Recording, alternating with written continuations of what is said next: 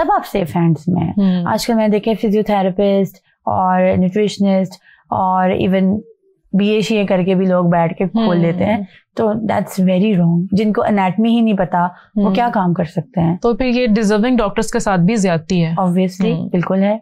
अच्छा डॉक्टर तैयबा, अभी हम बात कर रही हैं एंटी एजिंग की, तो एंटी एजिंग का जो ट्रीटमेंट है इसका प्रोसेस क्या है, इसमें क्या क्या डिफरेंट फर्दर टाइप्स आती हैं? अच्छा, हम अगर स्टार्ट करें तो हम एप्लीकेशन से भी स्टार्ट कर सकते हैं, जिसमें सबसे बेसिक चीज है सनब्लॉक। सनब्लॉक आपकी स्किन को प्रोटेक्ट करता है, डैमेज जो आपकी सन रेज हैं जो कि आपकी स्किन को डैमेज कर सकती हैं उनसे प्रोटेक्शन करता है। ये एक बेसिकली खुद इटसेल्फ सनब्लॉक जो है ना एंटी एजिंग ट्रीटमेंट है। सनब्लॉक का इस्तेमाल करें, मैं अपने हर प्रोग्राम में ये कहती हूँ। इसके अलावा हमारे पास बड़े अच्छे अच्छे सीरम्स आ गए हुए हैं, हेल्दी सीरम्स हैं, उधर से आप स्टार्ट करें। हेलोनिक एसिड सीरम है जो कि आपकी स्किन को ग्लो भी देता है और प्लम भी करता है। फिर छोटे मोटे प्रोसीजर स्टार्ट कर सकते हैं आप आफ्टर 30s, जैसे कि PRPs हैं, मीजोज हैं, फिर मैंने आपको बताया हाइफू है। हाइफू हर फेस के लिए नहीं है, आपको कंसल्टेशन के बाद डॉक्टर खुद बताएगा। कुछ दफा देखने में आया है कि क्लाइंट खुद ही से ना प्लान करके आते हैं मैंने ये ट्रीटमेंट कराना है, तो जबकि वो उनके लिए सूटेबल भी नहीं होता। फिर ये एक माइंड, वो आजकल सोशल मीडिया देख के ना, रील्स देख के बस ये वाला ट्रीटमेंट कर दे। मुझे मैसेजेस आते हैं, पील्स हैं कुछ ना, बड़ी अच्छी पील्स हैं जो कि ग्लो के लिए यूज होती हैं। मुझे मैसेज आते हैं ये फलानी पील कर दे, इससे हमारा फेस लिफ्ट हो जाएगा। मैं हैरान हो रही होती हूँ तो नहीं, इसका ये यूज नहीं है। पता नहीं कहाँ देखा है कि उससे जी झुर्रियां चली गई। मगर ऐसा नहीं होता। और एस्थेटिक मेडिसिन ना स्लो प्रोसीजर है और टाइम लगता है हर चीज। एग्जैक्टली, लोगों को इतना पैनिक हो जाता है। एक दफा PRP कराई, हाय हमें तो कोई रिजल्ट नहीं आया। मैं हर दफा ये बता रही होती हूँ कि एंटी एजिंग है, इनका स्लो प्रोसेस है।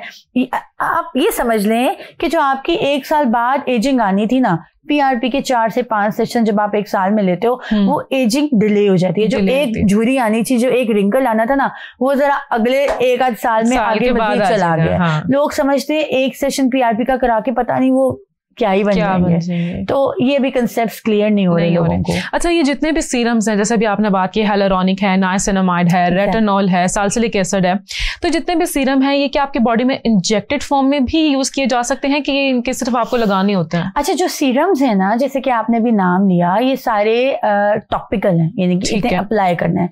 अब जैसे आपने कहा हाइलुरोनिक एसिड, फिलर नाम सुना होगा, सबने सुना है कि फिलर्स हमने कराए अंडर आई के लिए, लिप्स के लिए, वो बना ही हाइलुरोनिक एसिड से है। ठीक है, उसकी फॉर्मुलेशन है ही हाइलुरोनिक एसिड। तो ये जो सीरम्स हैं ये या लाइक हम सीरम के तौर पे यूज करते हैं।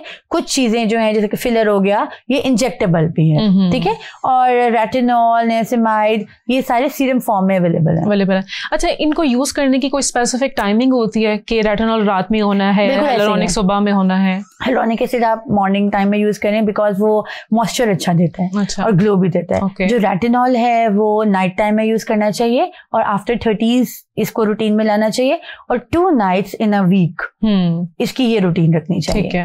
बाकी सैलिसाइलिक एसिड है, ग्लाइकोलिक एसिड्स हैं, ये फिर स्किन कंडीशंस देखते हुए प्रिस्क्राइब किया जाता है। ग्लाइकोलिक एसिड की कुछ अर्सा पहले बहुत ज्यादा मतलब वायरलिटी आई थी, लोग काफी यूज करना शुरू किया था लोगों ने, तो उसका क्या बेनिफिट है?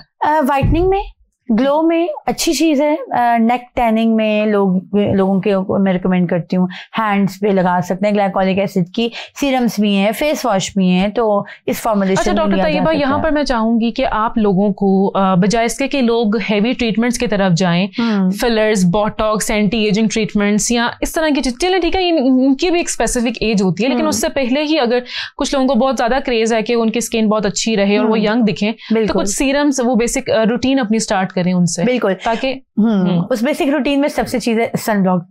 सुबह उठते साथ ही सनब्लॉक, स्टोव के सामने जा रहे हैं सनब्लॉक, ठीक है। और ये जिस तरह अभी मैंने आपसे कहा कि हाइलुरोनिक एसिड का इस्तेमाल, रेटिनॉल का इस्तेमाल और healthy foods, specially fruits, juices नहीं, फ्रूट इनटेक, तो ये आपकी स्किन को हेल्दी रखता है। फिर अगर आपने प्रोसीजर्स की तरफ आना है तो स्टार्ट विद PRP एंड मीजो, ये आपको बहुत अच्छी ग्लो देता है।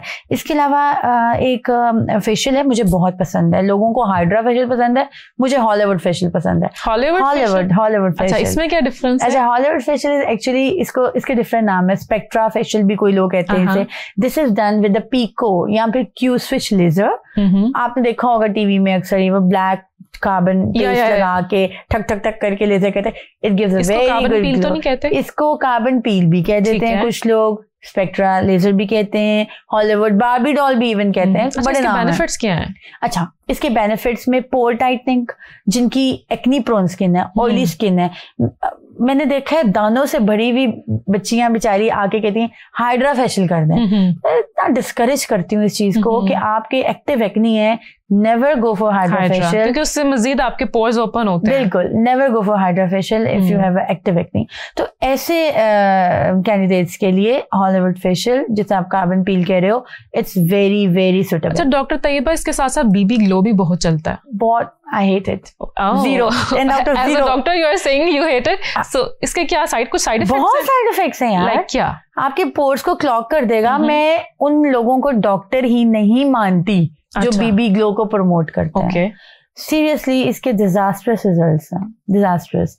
क्या यानी कि एक आप थिक सी बेस है जिसमें कोई इफेक्टिवनेस नहीं है, उसको आप ऐसे ऐसे करके फेस के ऊपर डाल देते हो और सारे पोर्स को आप इमेजिन करो बीबी ग्लो के बाद ना जिनकी स्किन पे एक्नी नहीं ना होती उनकी भी एक्नी हो जाती है। अच्छा, ये तो आपने बहुत आसानी कर दिया हमारे लोगों के लिए। बहुत हाइप है बीबी ग्लो, हाइप है, लोग अभी भी करवाते हैं और मैं इतना डिस्करेज करती हूँ इस चीज को। आप प्लीज, उससे बेहतर है नेचुरल, उससे बहुत बेहतर है आप PRP कराएं। अच्छा, आपको पता है मीजो क्या चीज है? मीजो क्या चीज? मीजो एक्चुअली अभी आपने नाम लिए ना, हेलोनिक एसिड, ग्लाइकोलिक, ये सारे कॉकटेल्स आपने कहा ना कि हम इन्हें सीरम लगा रहे हैं, हम इसको स्किन में इंजेक्ट भी करते हैं। ठीक है। तो जो सीरम्स है ना, इनको जब हम स्किन में डर्मा पेन के साथ इंजेक्ट करते हैं ना, इसे हम कहते हैं माइक्रोनेडलिंग, इसे हम कहते हैं मीजो।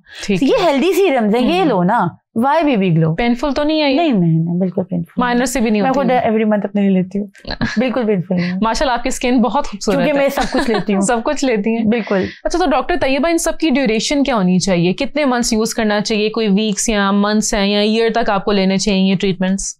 जो एस्थेटिक ट्रीटमेंट है ना, ये परमानेंट नहीं होते। हमें इनकी रेपिटेशन, इनके सेशंस लेने पड़ते हैं। जैसे बोटॉक्स हो गया ईयरली 2 times, यहाँ पे साल में 1 दफा। फिलर्स का भी यही लाइफ है। तो ये PRP वगैरह? PRP आप साल में 3 से 4 दफा ले सकते हैं। हाँ, एजिंग स्किन के लिए, जिनके स्कार मार्क्स हैं उनके लिए बहुत बेनिफिशियल है। बम्पी स्किन है, टैन स्किन है, मैंने देखा है ग्लो आ जाता है बड़ा अच्छा PRP के बाद, नेचुरल है, आपके प्लाज्मा से बनता है।